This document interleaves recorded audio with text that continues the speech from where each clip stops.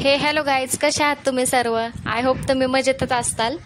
तर आज पण मी कुठेतरी बाहेर फिरायला आली आहे आणि आज तारीख आहे 31. तर माझी मावशी आली होती, लहान मावशी. तर तिला घेऊन आम्ही फिरायला आलोय. त्या परिसर बघून तर मला पुण्यातल्या लोकांना तर समजलंच असेल मी कुठे, ज्यांना माहीत नाही त्यांच्यासाठी सांगते. तर आम्ही आलो आहे लोणीत. म्हणजे रामाच्या मंदिरात, रामदारात आलो आम्ही. आणि पाहू शकता तुम्ही रामाचं मंदिर.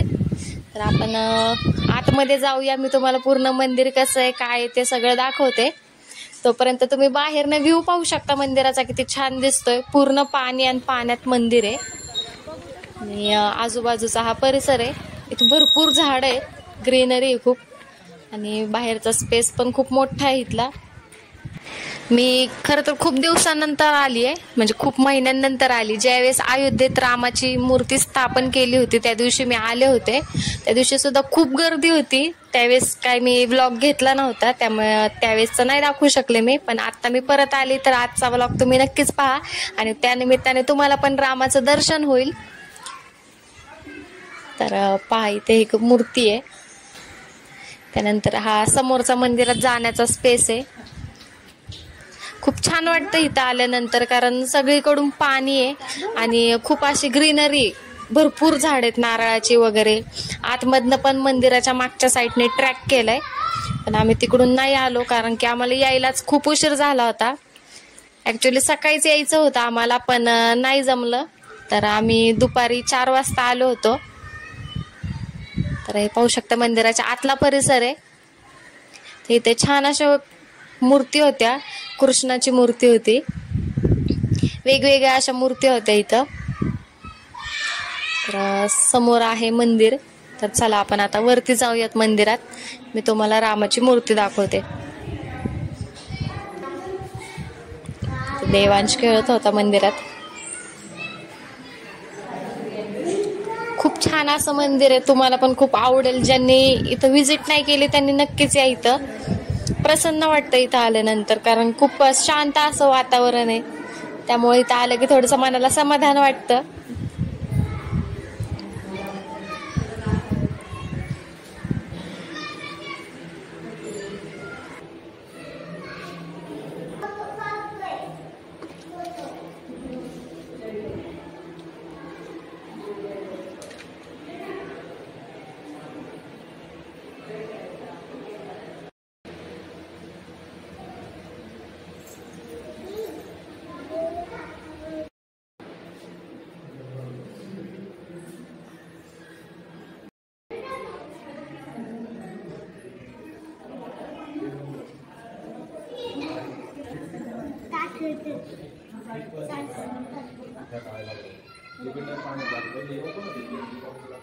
जसं की तुम्हाला मी बाहेरून दाखवलं की पाण्याच्या समोरच मंदिर आहे. तर आता आपण मंदिराच्या आतमध्ये उभे आणि समोर बघू शकता तुम्ही किती पाणी आहे. आणि या पाण्यात बदक, राजहंस वगैरे पण असतात, पण ते आता पाण्यात नाही आहेत, त्यांना पाण्यात नाही सोडलं. तर ते बाहेर आहेत, मी बाहेर गेल्यावर ते पण दाखवते.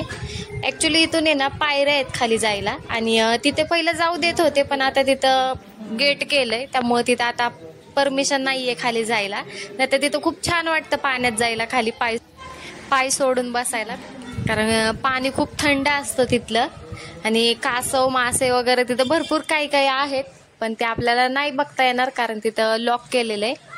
तर हा मंदिराच्या आतला परिसर, खूप मोठा असं मंदिर आहे. बऱ्याच जण इथं येऊन गेलेले पण असतील, पुण्यातले जे आहेत त्यांना तर माहितीच असेल. पण जे आले नाहीत त्यांनी एकदा नक्की येऊन बघा, तुम्हाला पण खूप आवडेल. चला आता आपण बाहेर जाऊयात. तर इथे समोर मी जसं की म्हणलं बदक आहेत आणि राजहंस आहेत. तर समोर बदक बसलेत. त्यांना गरमीने खूप त्रास होत होता, कारण त्यांना पाण्यात पण जाता येत नव्हतं, लॉक केलं होतं तिथे. त्यानंतर इथे एक मांजर बसली होती. तर या मंदिरात आहे ना, मी ज्या वेळेस आले त्यावेळेस खूप मांजरं होत्या, म्हणजे मोजता येणार नाही तेवढ्या मांजरी, त्यांची लहान लहान पिल्लं होती. पण ह्या वेळेस तर तसं काही दिसलं नाही. आज तिथे फक्त एकच मांजर दिसली होती.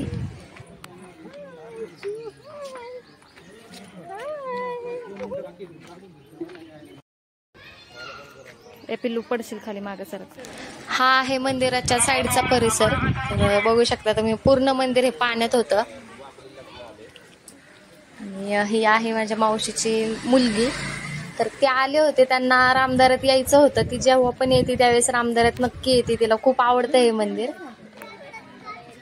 ही एंट्री आहे आणि इथं खूप मोठा असा हत्तीचा एक स्टॅच्यू होता आणि बसण्यासाठी वगैरे इथं खूप छान जागा होती. पण आम्हाला लेट झालं त्यामुळे आम्ही काही बसलो नाही.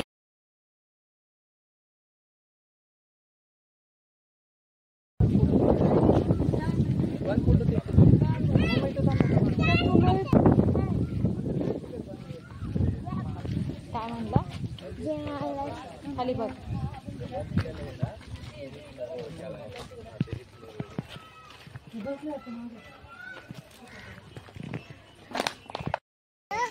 कासव कुठे आहे? कासव ते कासव पाण्यात गेलं, मग इथं नाहीये. इथं नाहीये.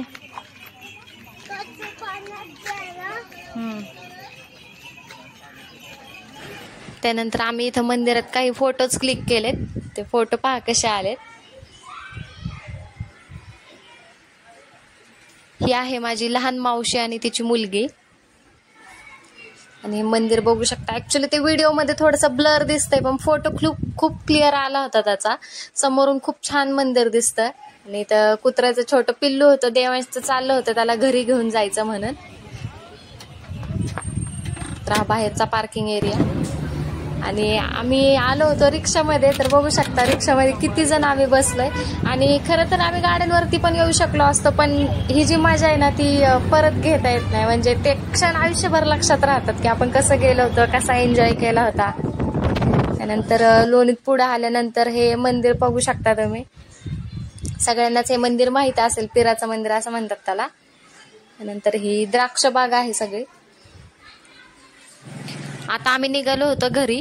तर हा व्लॉग आपण इथेच एंड करूयात. व्लॉग कसा वाटला हे कमेंटमध्ये नक्कीच सांगा.